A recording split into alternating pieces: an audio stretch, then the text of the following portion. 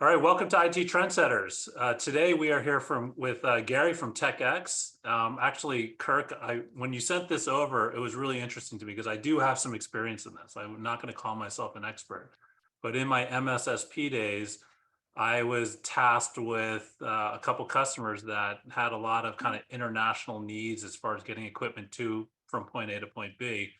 And Gary, I'm going to tell you exactly how I did it because it's been, I think the statute of limitations for anything I might have done illegal is probably over with at this point. But we did kind of two things. One way is we would just go to FedEx and ship and click on whatever we needed to make sure that the label would print out and send it. So sometimes those packages might have been delivered as gifts, things that just seem to go through the FedEx system very easily. I know that probably wasn't right. And then when we thought we were very advanced, we were using freight forwarders, right? But I know just by looking at your website that there's probably a big difference. So I kind of want to start there, but before we start there, can you just give us a little bit of intro about yourself, and then we can start with the question around freight forwarders. Yeah, absolutely. And I think the story you opened up with here is something, we see all too commonly, and it was actually in the space where, the niche that TecEx operates in was actually born, and how we came about. So I'll get to that in a second, but my name's Gary. I'm the VP of IOR and Compliance at TecEx. Been with the business since 2015, which was the inception of our import of record and compliance services. And I'm based out of Seattle, Washington, and, happy to be chatting to you guys today about, what we do and our partnership with SynerComm. So Chris, when you bring up your story of your experience, and I mean, I am glad that the statutes of limitation have passed, because there are many ways to get things through customs, but there's only one correct way to do it, and one legal way to do it. And when TecEx first started out, we were originally a tax compliance business. We helped clients with cross-border tax efficiencies, mainly in the indirect tax space. And we very often came across customers like you just described, that they were trying to manage these large global deployments.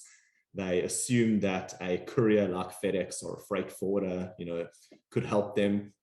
And, they just went ahead, budgeted for the transport, and, got stuck right into deploying into 30 difficult countries. And you mentioned you were shipping firewalls, and firewalls are security devices with encryption. They've got all sorts of bells and whistles, which trigger a whole host of compliance red flags in many countries. They are what we call in the industry dual use commodities, which means they have a military as well as a commercial and civilian application, which in turn makes them highly regulated and controlled, on a global level. So what TecEx does, and what differentiates us from a freight forwarder, is we do not just handle the transportation. That's the easy part, getting the goods physically on an airplane from A to B. That's what FedEx, that's what your freight forwarder does.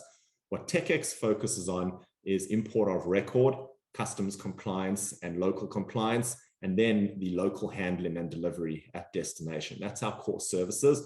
Not to say we do not offer the international freight as well as part of our service offering, but what differentiates us from your typical FedEx shipment is the import compliance. And back to your example of, a firewall, if you are importing a firewall into certain countries, you need licenses, you need permits, you need a locally registered entity, which is specifically registered and has a track record of importing security devices which are controlled into that country. You need personnel on the ground who are going to manage the customs clearance process, manage those licenses, present them, deal with any questions that customs might have. And all of these things that I've just mentioned are most of the time overlooked when planning a project such as you mentioned. So what TecEx does and what we specialize in is we will look at your project from start to finish. We will identify the licenses, permits, anything that needs to happen prior to shipping, going into all these countries. We will help and manage the applications of those in our own name. We have our own entities in these countries, 200 plus countries around the world, in fact. And we will make sure that by the time those goods leave their origin, they have a 100% chance of clearing customs in a compliant manner, 100% in line with the local regulations, and most importantly, or equally important, with a predictable cost so you can budget, and a predictable timeline so you can effectively manage, your resources with regards to deployment. So a freight forwarder, a courier like FedEx, they're great at moving the goods from A to B, but what they don't do is offer the import services and the local services required to actually legally, clear customs. And then if you do not handle that up front, you land up with a problem. You've got to try get the goods through customs through whatever means you have available to you. And that's when you start incurring penalties, laws are broken, taxes are incurred unnecessarily, and, the whole project starts to fall apart. So, that's really, the key offering that TecEx really excels at. So Mark, talk to me a little bit about from the customer side. Where are you? When are you using TecEx, and kind of how's the conversation really start? Sure. Well, and thanks, Chris. I appreciate the question. My name is Mark Stent. I'm the Vice President of Service Delivery. Been on a couple of Trendsetters before. Happy to be on here with Gary. We have a great relationship with TecEx, and the key driver for that, for most of our customers, what we find is just as Gary described, there's a lack of information. As someone is thinking about an international project, getting equipment shipped to countries maybe they're just not accustomed to shipping to, at least not at scale. Maybe it's a once in a while thing. When they have a large project and need a lot of systems deployed, we find our customers making many assumptions. We've had customers who overbuy equipment with the expectation that they'll lose equipment during international shipping. We've had customers who expected or way over budgeted on what the cost might be or what the schedule might be because they just didn't know. As they come to SynerComm and we start working with them, a lot of it comes to, let's get good information right out of the gates. Let's help inform the customer on what reality might look like. And that's where TecEx is extremely valuable as a partner. Right out of the gates, we get the address information. We understand what kind of equipment is shipping. We get some of the general details on it. We don't need everything, but we need a little bit so we can understand what are we going to send? What's the quantity and volume looking like? We work with TecEx, providing them with that information. What they feed back to us is very accurate cost and schedule estimates that we in turn wrap into the models that we share back with our customer. And it's often eye-opening. There's a lot of times a change in decision based on the information we feed back, because the customer now being informed recognizes that there might be a better way to do this. Maybe we thought we would procure in country. We thought that would be the most efficient or the least cost way of doing this. Based on what you've sent back and provided us and what you are describing to us on your experience and the experience you've got SynerComm, of course, working with TecEx, shipping internationally, we think it's probably better for us to centralize all of our testing, configuration, production readiness, and then benefit from the information you're providing. If you think you can really do that, and of course your answer is, if this is what we're telling you, this is based on continuously updated experiential data. And our reality is that what TecEx tells us is what we typically get in that international shipping. It's what our customers typically get, and it works out very well. So Gary, let me ask a follow-on question to something Mark just brought up. Mark was bringing up the question of should I just procure the equipment in country versus, in this case, doing it in the U.S. and centralizing it at SynerComm. Can you give an example of some use cases where it makes more sense to procure in the local country versus in the host country, so to speak? So from the TecEx angle,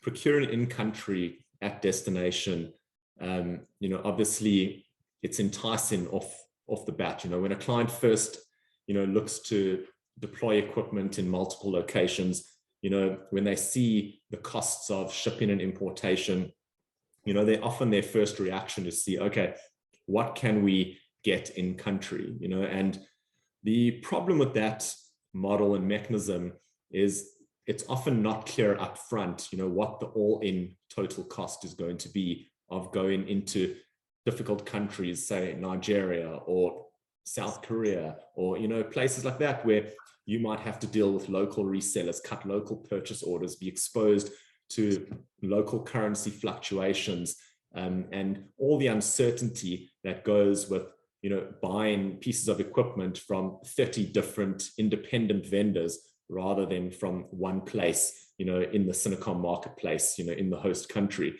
And often you will find clients coming up with quotes that don't include all the taxes, don't include the appropriate lead times for licensing that their vendors in country will need in order to get the goods to them on time.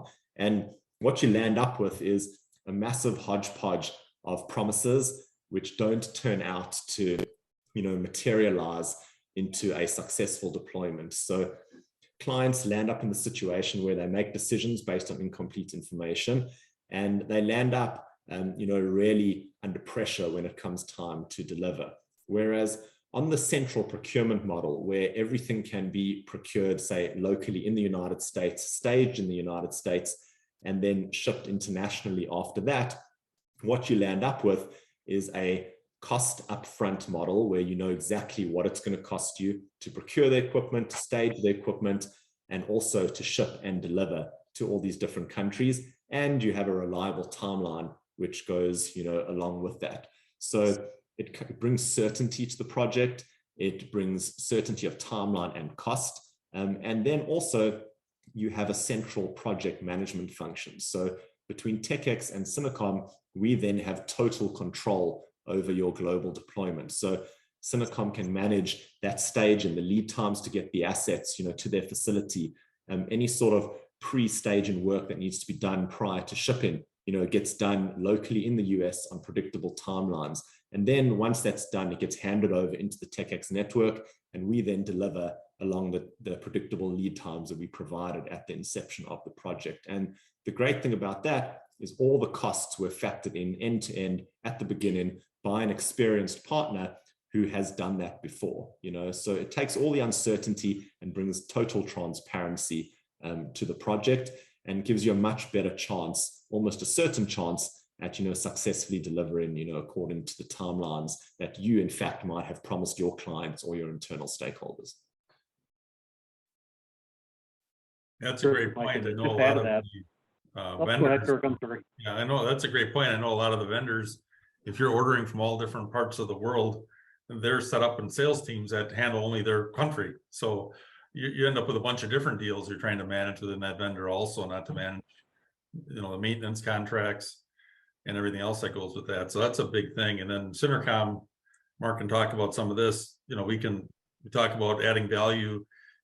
Basically, we get the things configured, we can get them asset tagged, we can get them, then we hand them off, get them shipped around the world, and we have resources we can work with through some of our big distribution partners to get local smart hands if we need them in a country.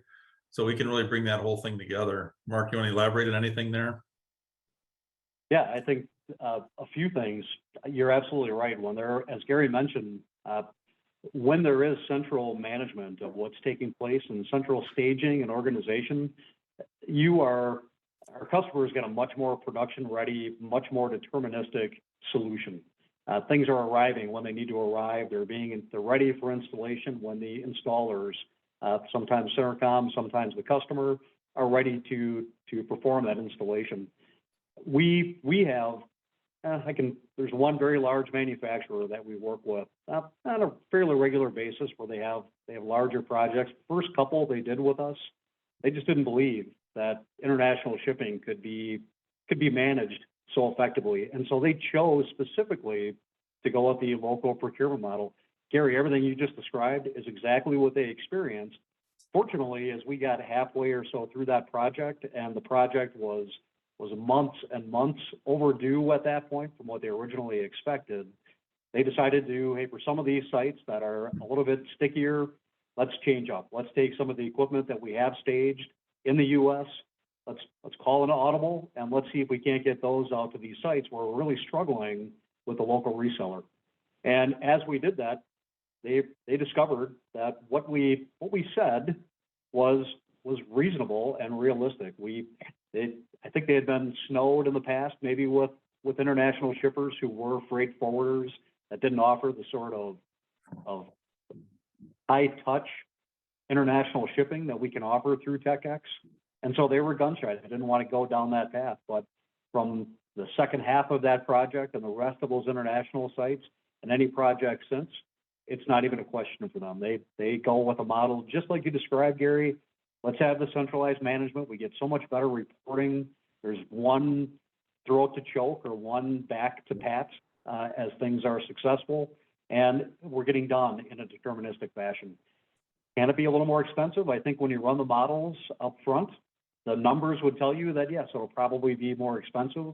I think the reality that I know we see and that our customers see working with us and through us is that all those hidden costs, all those hidden quality issues, all those hidden scheduling issues that you just assume are going to work well no matter where you procure and configure your equipment, it's just not reality. When you can do it all centrally, there's a lot of efficiency that you gain, and it's very difficult to throw that into a model and explain it well.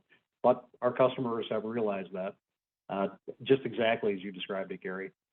Yeah, and I think the cost of getting the international deployment wrong from a loss of revenue perspective from the client, and also from all the different regulatory issues from a tax perspective they could create for themselves.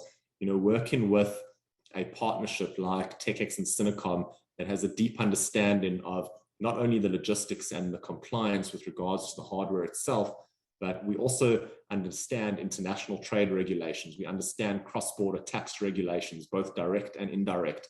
And all of this is factored into our project plan and SOPs when we plan these projects. And that's just an added value that the client's compliance needs are taken care of, not only on the hardware itself, but also we look out for indirect and direct tax exposures and things like that. So that's also a key thing that needs to be looked at. And then also the buying power of buying everything in one country and centrally also has a huge impact on the overall cost of the project. Negotiating pricing with 35 resellers in 35 different currencies, in different languages, in different business environments and cultures is often very detrimental to the cost of the entire project. Whereas when the client negotiates with one massive purchase order in the US, they're buying once in bulk, they're going to get a better price than they will, scattered throughout the globe, negotiating in different jurisdictions. And that often offsets any additional costs that, the shipping might cause. That's even without taking into account project delays and other topics that we've already discussed. And Kirk, you'd mentioned, and I think this follows on with that too, with that central management approach. Deploying equipment overseas, internationally, is, for all intents and purposes, a one-time event. Once you get that equipment deployed, you have to live with it from that point forward. So by going with a centralized and predictable model, you avoid that garbage in, garbage out scenario. Everything that has been deployed is well tracked, well managed. It's in asset portals. SynerComm, for example, leverages project portals where the customer has full access to what's happening at every stage of the deployment, including all of the asset lists and all the relevant details for that. Beyond that, if you don't have a centralized asset database and you've got assets that maybe have been brought in from different disintegrated organizations that one doesn't necessarily know what another one has provided, and the customer has to try to maintain all of that on their own, the reality is they don't. So they lose track and lose sight of their assets. With SynerComm working with TecEx, if that all comes through a SynerComm staging facility, all of that information is managed during the project and the deployment through the project portal. It gets transferred into the asset IT portal so that after the fact, as you're living now with that equipment, what equipment do you have deployed in what locations? When is maintenance coming due on that equipment? Where do we buy that maintenance? If we went through 50 different vendors, we've got different agreements we need to manage for maintenance. We can't make the maintenance agreements coterminous, for example. By centralizing all that, you can, and then you get again, a one back to pat that can help you through that process of asset management. SynerComm together with TecEx, I think we offer just a very powerful combination of let's get systems deployed, get them deployed right, let's get them deployed deterministically, and let's make sure that they are production ready. And then once you're operating in production, let's benefit and leverage the fact that all of that was done in a central fashion to make sure that for the next 3 years, the next 5 years, however long those assets will live in your environment, let's make sure that you have a good handle on that and can manage it continuously, not just a one-time event. Yeah, absolutely. And I think while you're talking about, your ability to track and trace those assets and, keep track of their maintenance cycles and things like that, on the logistics side, TecEx has very similar tools which allow us to track and trace and allow you to track and trace these projects as they are moving throughout the globe. So I'll give you an example. A few years ago, we did an SD-WAN rollout for a very large multinational company. This was a deployment which needed 800-900 devices, sent to 60 countries around the world to multiple offices, and this sort of project usually would take 6 months to deploy. Using the TecEx app, or we call it an application, it's really a customer portal. This entire project was done and dusted within 6 to 8 weeks. So just under 2 months, we managed to deploy, 800 to 900 devices around the world. And the system that allows us to do that is a very intuitive and custom-built customer portal, which tracks and traces every shipment, not just from a compliance and a freight point of view, but it tracks every single to-do and action item that is required in order to successfully deploy. So on an individual shipment basis, it traces, has the license been applied for? Is it still within its lead time? If not, why not? It gets flagged.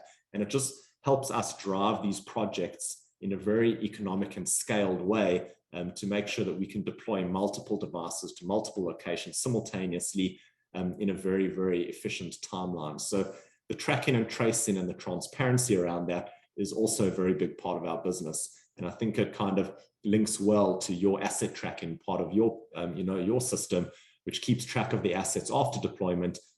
Prior to deployment, our system does a very, similar job. Yep. And that's a big piece also, is just kind of like they got those global carriers. Why not use a global distribution partner to do it? Well, we're basically custom built to help fit in around all different types of Fortune type companies. We have many companies where we're actually in their top 10 of spend. And that's because we have the agility and the professional services to combine together to create that special sauce for whatever that vendor needs. And we have cross-platform capabilities. So we're not just limited to one type of a project. And that's a big deal, because every big vendor that we deal with or business, they've all got a little bit of unique needs. And we have that agility to be able to handle those unique needs and meet those deadlines and scale up. And we're big enough to do that, but we're not so big that, we become stuck in that we only have one way of doing things. And that's kind of that's where you play also. So we fit together very well and make a really good story for a customer to execute. Absolutely. Question I had regarding this kind of idea of centralizing it. How does it, if you're purchasing everything centralized, let's say in the US, and then everything's going out, when it comes to warranties, how does that get handled? Is that still working through TecEx, or is that then handled just at the manufacturer level? Generally, that's going to be a manufacturer issue. The manufacturers, what they do is they basically take all, like a Juniper Networks, for instance, they know where they have support contracts throughout the world, and they know what parts they got to stock to meet those requirements and the response time. So they generally have to supply that equipment in depots, companies that specialize in those depots around the world to deliver those products in those countries. Okay. Yeah, and I think just to add to that from the TecEx side, when deploying to multiple geographies, your clients might not be deploying to the exact countries which might match certain manufacturer maintenance footprints. So you might find yourself having to go to a country that is not supported. And in those cases, TecEx does have a reverse logistics function where we can actually then take a damaged asset out of a location, bring it back to a third-party country, whether it's a hub country or back to the United States, it doesn't really matter.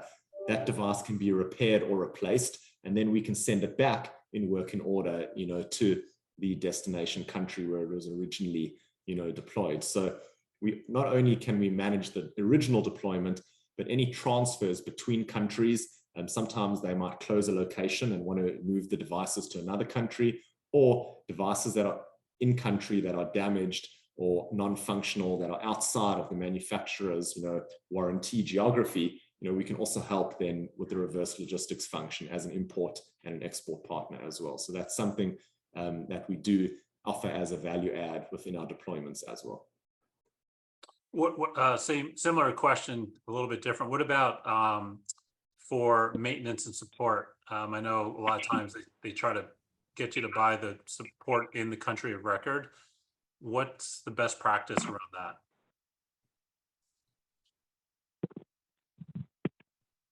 That might be a Mark question. Sorry, Chris, you're gonna have to ask that again. I had to move out of the sun coming in through a skylight there. Yeah, so I guess the question was, what's the best practice as far as buying support in the host country, or just buying US-based software support for the hardware? Best practice, if it's a centrally managed solution, is it's all one large purchase. So if it, as Kirk mentioned, Juniper, if it's a large set of Juniper switches that are being deployed, it'll all be under one purchase order. It'll all be delivered to the to SynerComm for processing. That'll be the delivery address, and maintenance will be purchased in bulk as well with all of those systems. But the maintenance isn't necessarily activated until the device is put into production. So when that maintenance is activated, that's where the information is provided back to Juniper, and that's where Juniper or any manufacturer will make sure that they understand the location of the device. That's where they work through the stocking and processing of maintenance. The maintenance will work the same way, regardless of whether it was purchased from a local supplier or purchased centrally. But getting that central purchase gives you, again, that buying power that Gary mentioned, gives you that organization that we can bring to bear, managing from beginning to end the entire deployment until that equipment is installed and functioning on site, and then of course managing it thereafter where that makes sense. Where the maintenance is purchased is really sort of separate from how the maintenance gets activated and what that process looks like. So purchasing in one place can activate the same way, regardless of where you purchased it. So definitely a centralized purchasing model on maintenance is as beneficial as a centralized hardware, software procurement model. So Gary, talk to me about, let's say some SynerComm comes to you and says, hey, we want to ship to XYZ country. And that, where do you guys draw the line as far as, hey, we're not going to mess with that country, or that country is blacklisted? Or, I mean, what's the do not fly? Where's the do not fly zones? So I would say any practical country that is not embargoed or sanctioned will be an available destination for TecEx to ship into. So for example, if you came and you said you wanted to deploy hardware to North Korea, for example, that would be an example of a no-go country. As it stands now, if you had to ship to Russia, that is a current no-go country, but that may change in the future, as it has in the past, So generally, we are fully compliant with all trade regulations in, Europe and the US and any other country for that matter. So our limitations are going to be dictated by those sort of embargoes and, political limitations, As far as practical limitations in countries, we specialize in the most complicated countries in the world. So, no country is going to be too difficult for us to import into. There are some countries that produce practical limitations for certain types of hardware or, certain other, aspects like that. But it's very, very uncommon that a client comes to us with a country list and we are unable to, service 100% of that list. As long as you're going into free trade countries that are not embargoed, that's something that we can support. So there's no real hard limitations there. And I was poking through your website. I didn't read it fully, so maybe you can shed some light on it. You were talking about some of the countries that are just extremely challenging, and some of them I could just, like Russia, yeah, obviously that's going to be challenging right now. But when you have a country like Hong Kong and India, I mean, just from the outside world, I would think that shouldn't be as challenging. Can you shed a little bit of light on that?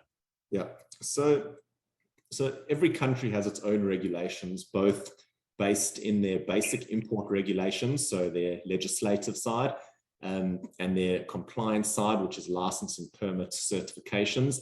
And then, there's an extra layer that comes in certain countries, which are, economic and Federal Reserve issues. So some countries restrict imports for security, other countries restrict imports because they are protectionist economies or, some other political or economic factor that makes imports difficult. So when going into a country like India, they've got, for example, very, very strong Reserve Bank rules with who can be an importer, how you can import, how to manage the finances around an import, how to take title of goods in and out of customs and, in and out of the country itself, so that makes importing inherently very difficult in a country like India. The onerous processes that are presented to a potential importer are almost insurmountable for the average company who does not know exactly what they are doing.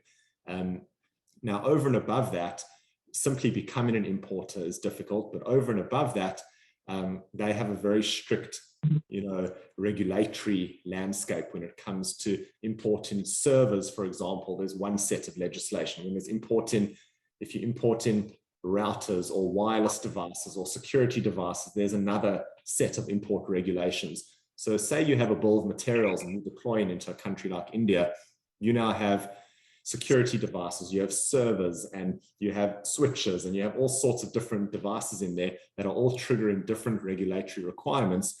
You need to understand them in detail to establish what is your plan in order to, overcome those regulatory, roadblocks. So you need a lot of experience to do that. You need personnel on the ground. You need a track record, which, it's kind of like a chicken and an egg situation. How do you import if you've never imported before? Customs are going to come to you and say, oh, well, you've never done this before, so we don't trust you. They're going to make it a whole lot more difficult. So going through the TecEx process, we have the track record, we have the registrations, and we make it a seamless process from the client side. But what makes a country like India difficult is that both the economic, restrictions they place on who can be an importer and how to become an importer, and then there's an added layer of, a regulatory requirement around licensing and permits. And the same goes for a country like Hong Kong.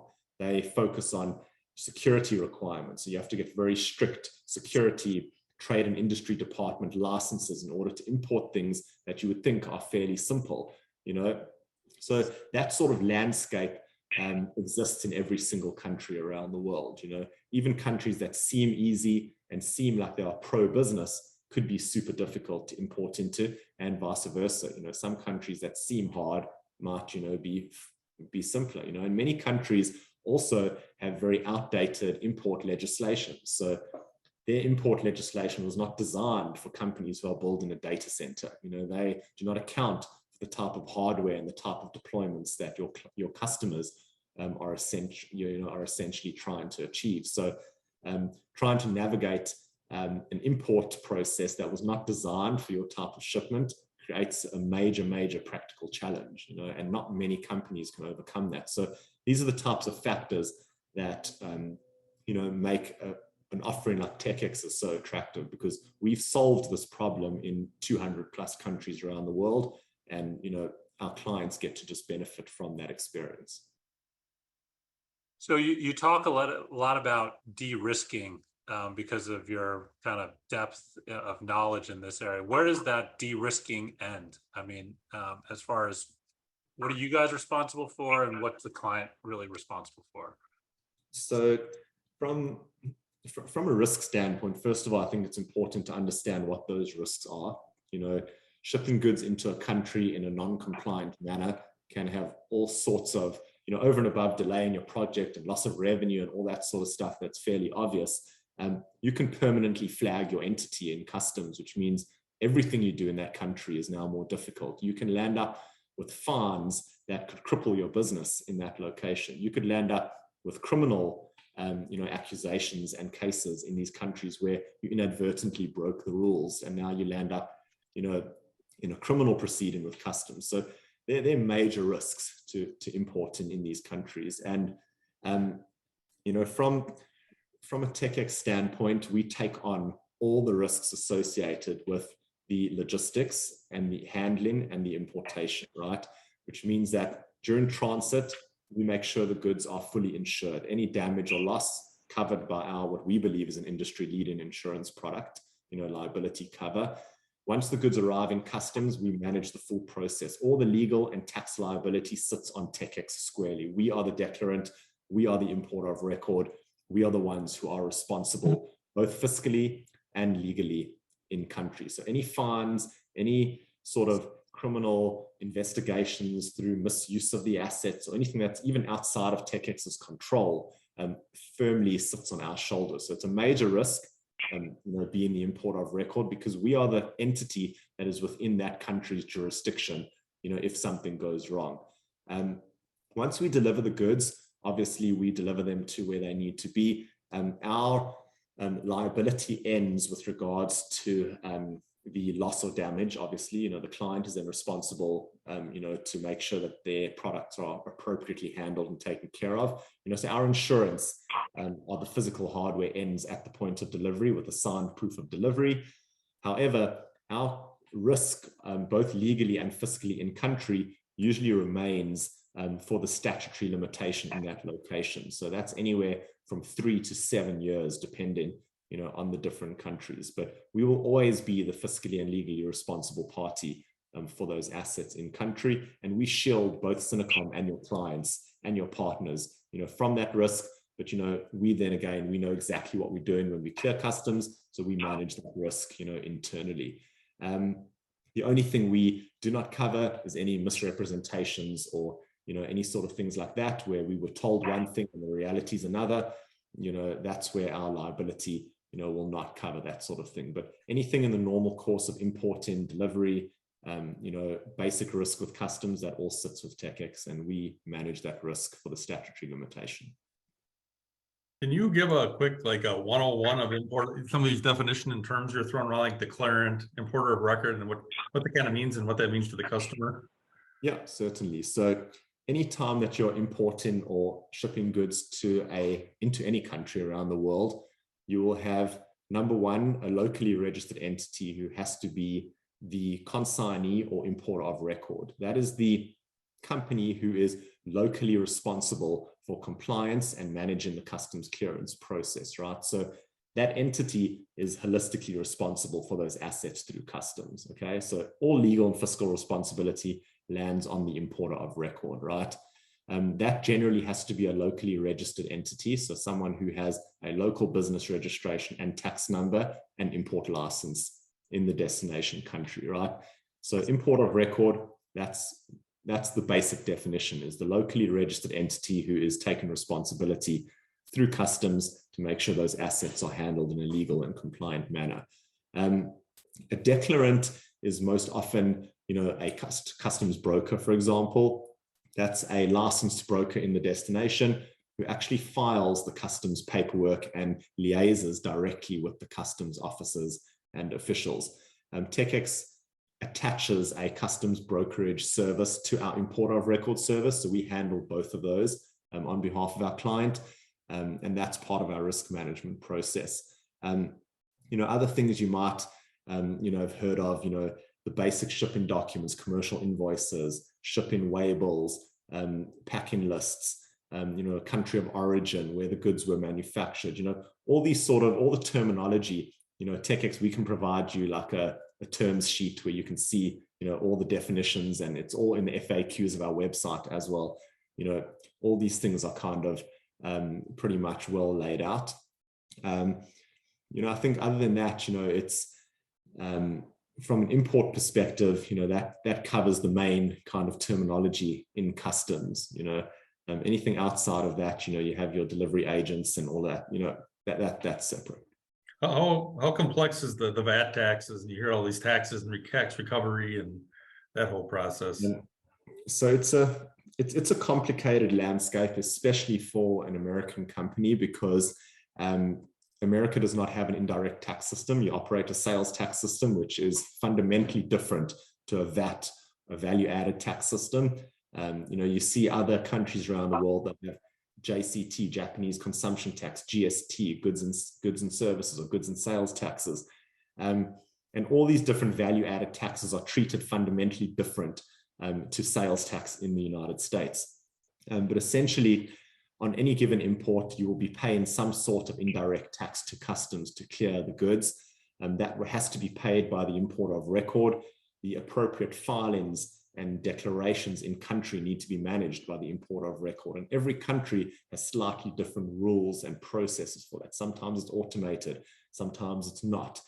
So you really have to have a good local knowledge to manage that. And I would say mismanagement of local indirect taxes is probably the number one way that companies get into trouble in foreign countries.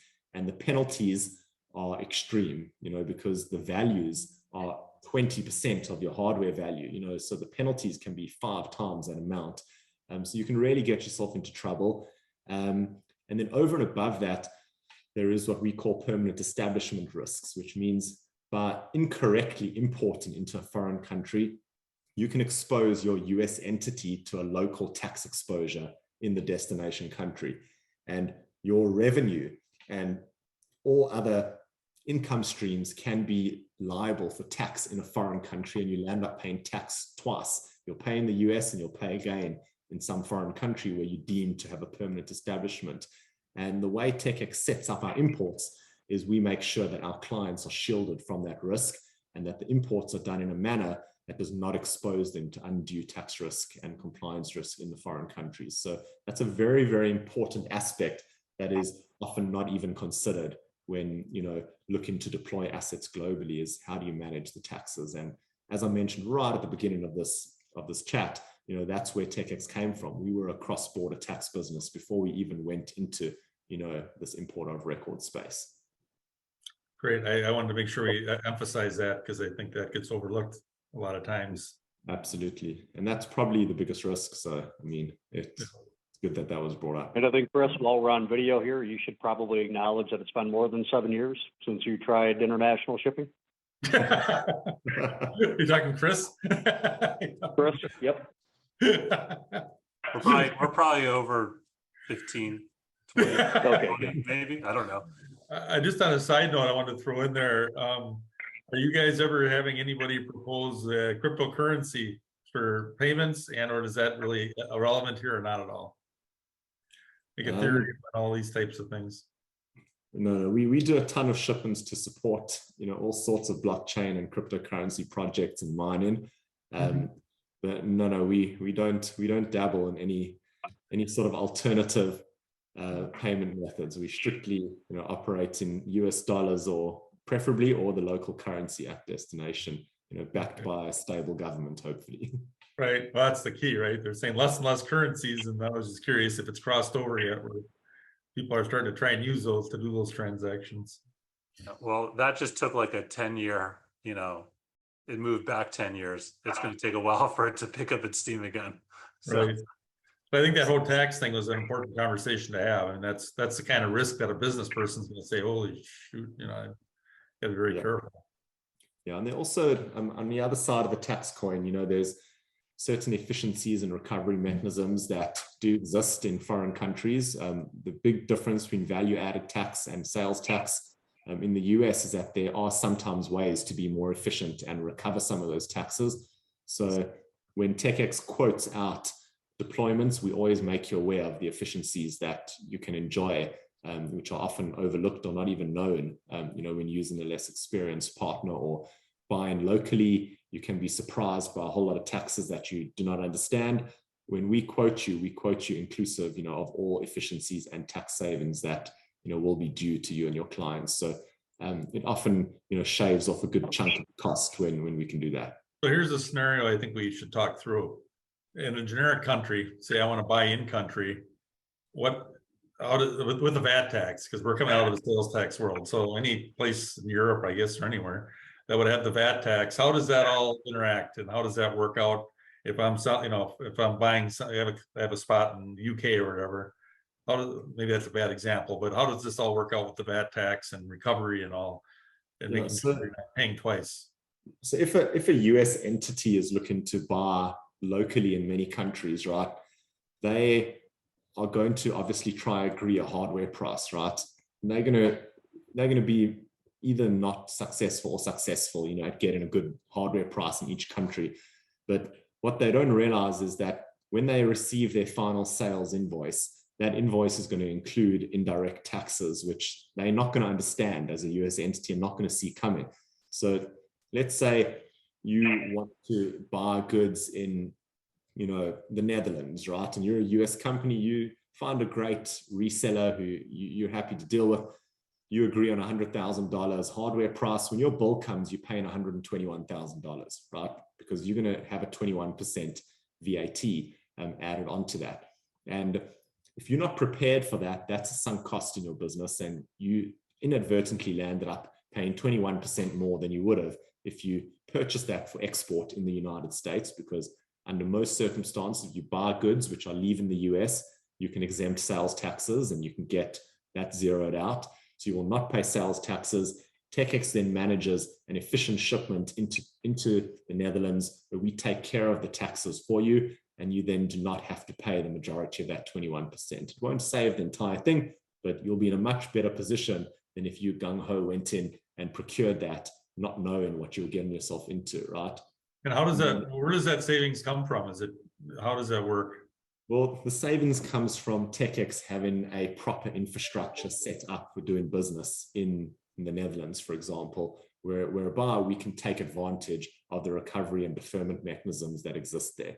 Whereas if you didn't do that and you just went in and you procured, you'll be exposed to the full 21%. Whereas going through TecEx, you're going to take advantage of our pre-set up infrastructure there, and we will then pass those efficiencies onto you when we quote the project. So we will either discount, the import fees, or we will provide you refunds after the fact. There are different ways that we can pass those savings onto you, and that's one of the ways where TecEx really, we position ourselves head and shoulders above our competitors or freight forwarders or other import brokers or import agents. We have a deep understanding of taxes in different countries, and we are presenting our clients the most compliant and efficient process to go into these locations.